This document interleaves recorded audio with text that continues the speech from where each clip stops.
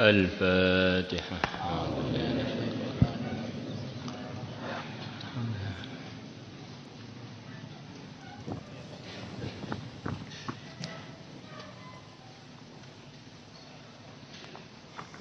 الفاتحة.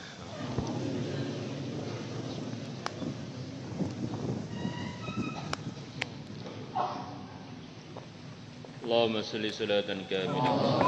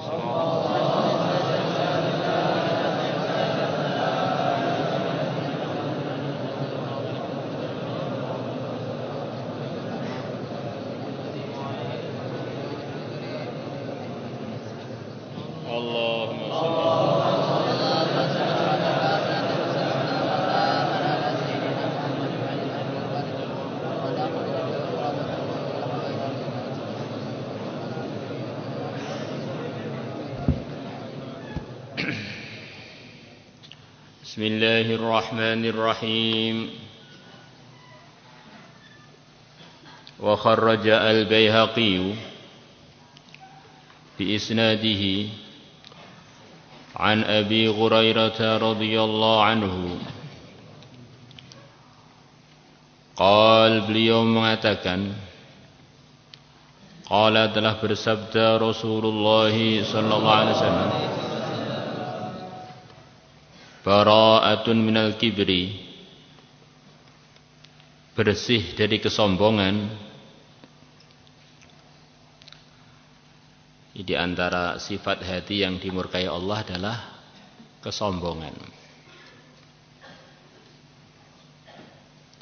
Merasa lebih baik melebihi orang lain. Dalam sebuah hadis, apa itu sombong? Sombong adalah batorul haqqi wa ghamtun nasi.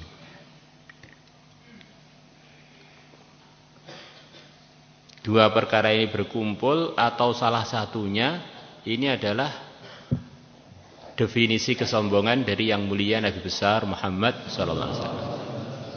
Pertama, menolak kebenaran. Di perkara ini sudah jelas benar, kita enggak nerima, itu walaupun kita perasaan kita tidak merendahkan orang, itu bagian dari sombong. Bahkan kata sebagian ulama, batarul haqqi itu puncak kesombongan, melebihi menghina orang. Hanya saja banyak orang enggak terasa.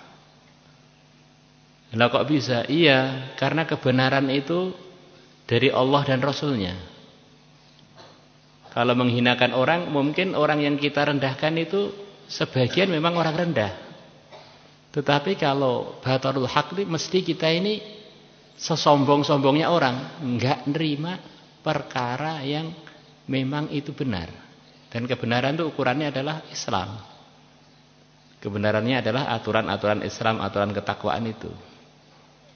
Maka kadang-kadang orang itu saya enggak pernah sombong. Tapi enggak pernah mau nerima kebenaran, sebetulnya sombong terus tapi enggak terasa gitu. Dengan temannya adab, khidmat, natas randal, tempat itu. Tetapi dia enggak mau nerima kebenaran. Itu sebetulnya orang yang lebih sombong, melebihi yang enggak mau natas randal. Karena natas randal enggak ada kaitan dengan kebenaran. Ya natas randal. Apalagi kalau kumpul keduanya, wa ghamtun nas, dan merendahkan orang. Kita ini mau melihat orang itu melanggar, ya tegur saja dengan hikmah, tapi jangan merasa lebih baik. Dan ini nasihat untuk diri kita. Jangan sampai karena kita dengar nasihat ini jadi kita jadi dukun. Gimana Pak? Nerka orang bahwa dia merasa lebih baik. Itu lebih parah lagi. Ini nerka perkara yang jadi rahasianya seorang hamba dengan Tuhannya. Maka hakikatnya batarul haq wa ghamtun nas itu yang lebih tahu kita sendiri, orang lain itu enggak tahu maksudnya. Di samping itu perilaku harian seseorang itu menunjukkan hatinya. Maka ada perilaku-perilaku yang akan disebutkan Nabi, kalau orang punya perilaku ini dia bukan orang sombong. Coba kita lihat perilaku ini ada enggak pada diri kita? Pertama, labu susuf, memakai baju yang terbuat dari wol, dari kain yang kain tadi terbuat dari bulu domba. Ini termasuk kain yang paling murah, paling sederhana waktu itu adalah suf. Memakai baju dari suf, dari wol, dari bulu-bulunya domba. Jadi kalau sekarang beda lagi. Ya, ini sekarang ini oleh para ulama ditafsiri pakai baju yang sederhana. Di daerahnya itu, dia berani pakai baju sederhana di daerahnya itu. Karena sekarang harganya wol itu mahal.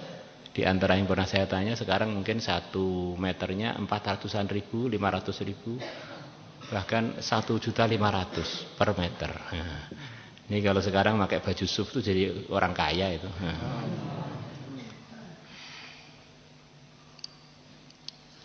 Wa mujalasatu fuqara'il muslimin, dan menemani duduk orang-orang muslim yang miskin, yang fakir. Ini fakir ini di bawahnya miskin. Kalau miskin masih punya kerjaan tapi enggak cukup. Kalau fakir ya enggak cukup, enggak punya kerjaan. Ya, orang mau duduk bareng-bareng dengan orang miskin, ini tanda perilaku ini menunjukkan dia bukan orang yang merendahkan orang. Warukubul himar, dan naik keledai. Keledai itu di zaman dulu, bahkan sekarang di negeri-negeri yang di sana hidup keledai banyak, itu termasuk kendaraan paling sederhana. Kalau di Indonesia jadi mahal. Keledai harganya lebih mahal dari kuda. Bahkan harganya sama dengan sepeda motor paling mahal mungkin ya. Harganya sama seperti mobil LG GC ya, yang paling baru, yang baru keluar dari toko. Wa'tiqalul angzi, dan menali kambing, awil ba'iri, atau unta. Maksudnya dia merawat kambing, merawat unta, ditali sendiri, dirawat. Orang kok mau ngembala kambing, ngembala unta, ini orang bukan orang sombong.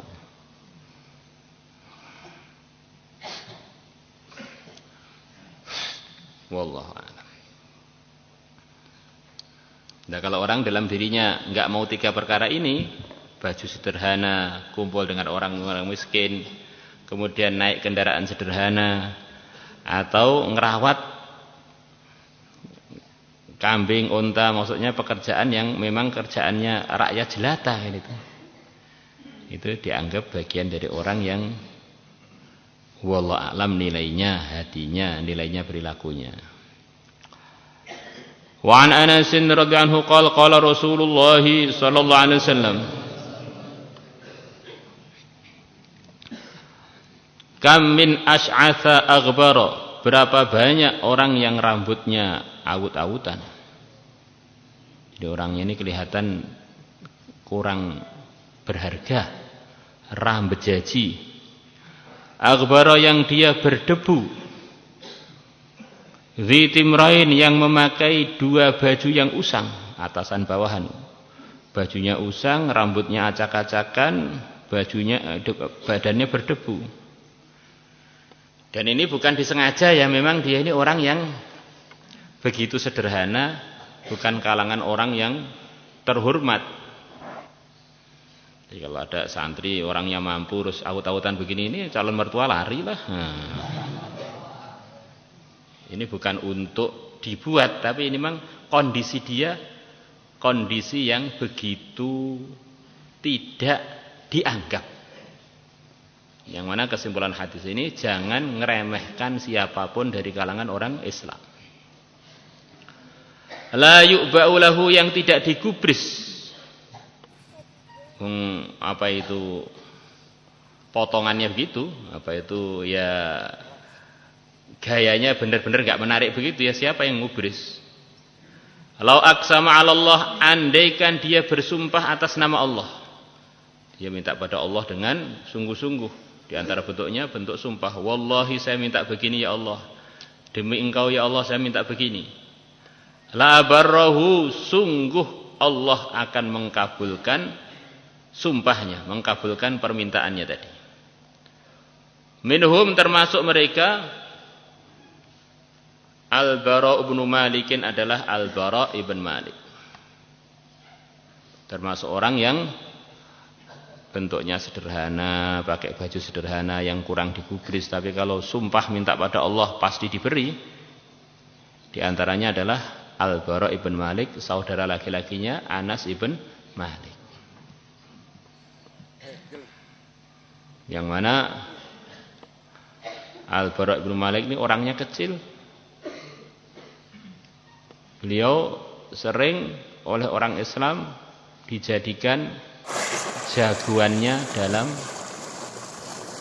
mubarozah, di dalam duel. Di zaman dulu itu pertempuran-pertempuran itu memang pertempuran ala jagoan, bukan ala jauh-jauhan, ala jagoan. Nah, kalau sekarang diteropong dari jauh, dibidik, sniper, yes, anulah perangnya para penakut. Setiap dulu ada perang, sebelum perang ada mubarozah. Mubarozah ini duel, tantangan. Siapa wakil dari kalian untuk berduel dengan grup kami? Maka disaksikan oleh 2 belah pihak, di depan 2 belah pihak duel.